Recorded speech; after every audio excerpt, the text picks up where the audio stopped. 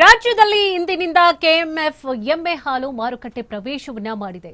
ನಿನ್ನೆ ಸಿಎಂ ಸಿದ್ದರಾಮಯ್ಯ ನಟ ಶಿವರಾಜ್ ಕುಮಾರ್ ನಂದಿನಿಯ ಹೊಸ ಉತ್ಪನ್ನಗಳನ್ನು ಉದ್ಘಾಟನೆ ಮಾಡಿದ್ರು. ಎಮ್ಮೆ ಹಾಲಿಗೆ ಗ್ರಾಹಕರಿಂದ ಭಾರಿ ಬೇಡಿಕೆ ವ್ಯಕ್ತವಾಗ್ತಾ ಇದೆ. ಹೀಗಾಗಿ ಲೀಟರ್ಗೆ 60 ರೂಪಾಯಿ ದರದಲ್ಲಿ ಎಮ್ಮೆ ಹಾಲನ್ನ ಕೆಎಂಎಫ್ ಪರಿಚಯಿಸಿದೆ. ಹಾಲು ಒಕ್ಕೂಟಗಳಿಗೆ ಪ್ರತಿನಿತ್ಯ 60,000 ಲೀಟರ್ ಎಮ್ಮೆ ಹಾಲು ಪೂರೈಕೆ ಆಗ್ತಾ ಇದೆ. ರೈತರಿಂದ ಪ್ರತಿ ಲೀಟರ್ಗೆ 5 ರೂಪಾಯಿ ಪ್ರೋತ್ಸಾಹಧನ ಒಳಗೊಂಡಂತೆ 39.50 ರೂಪಾಯಿಗೆ ಖರೀದಿ ಮಾಡಲಾಗ್ತಾ ಇದೆ. ಈ ಹಿಂದೆಯೂ ಕೂಡ ಎಮ್ಮೆ ಹಾಲನ್ನ ಕೆಎಂಎಫ್ ಪರಿಚಯಿಸಿತ್ತು. ಆದರೆ ಪೂರೈಕೆ ವ್ಯತ್ಯಯ ಹಿನ್ನೆಲೆಯಲ್ಲಿ ಸ್ಥಗಿತ ಮಾಡಲಾಗಿತ್ತು. ಆಗ ಸುಮಾರು 5,000 ಲೀಟರ್ ಹಾಲನ್ನ ಕೆಎಂಎಫ್ ಮಾರಾಟ ಮಾಡ್ತಾ ಇತ್ತು.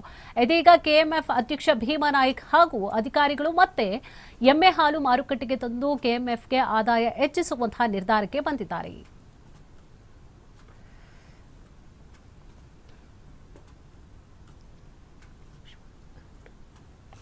ಮತ್ತೆ ಒಂದು 2-3 ಹೊಸ ಸ್ವೀಟ್ಗಳನ್ನು ಕೂಡ ಇವತ್ತು ನಾವು ಮಾರ್ಕೆಟಿಗೆ ಬಿಡುಗಡೆ ಮಾಡಿದ್ದೀವಿ. ಹೊಸ ಮೊಸರು ಅಂದರೆ ಸ್ವಲ್ಪ ಫ್ಯಾಟ್ ಕಡಿಮೆ ಇರೋದು ಮೊಸರನ್ನು ಕೂಡ ಇವತ್ತು ನಾವು ಬಿಡುಗಡೆ ಮಾಡಿದ್ದೀವಿ.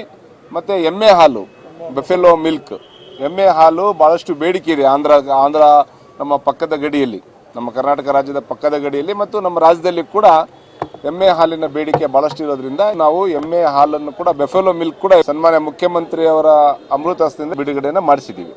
ಮತ್ತು ಒಂದು 2-3 ಹೊಸ ಸ್ವೀಟ್ಗಳನ್ನು ಕೂಡ ಇವತ್ತು ನಾವು ಮಾರ್ಕೆಟಿಗೆ ಬಿಡುಗಡೆ ಮಾಡಿದ್ದೀವಿ. ಹೊಸ ಮೊಸರು ಅಂದರೆ ಸ್ವಲ್ಪ ಫ್ಯಾಟ್ ಕಡಿಮೆ ಇರೋದು ಮೊಸರನ್ನು ಕೂಡ ಇವತ್ತು ನಾವು ಬಿಡುಗಡೆ ಮಾಡಿದ್ದೀವಿ.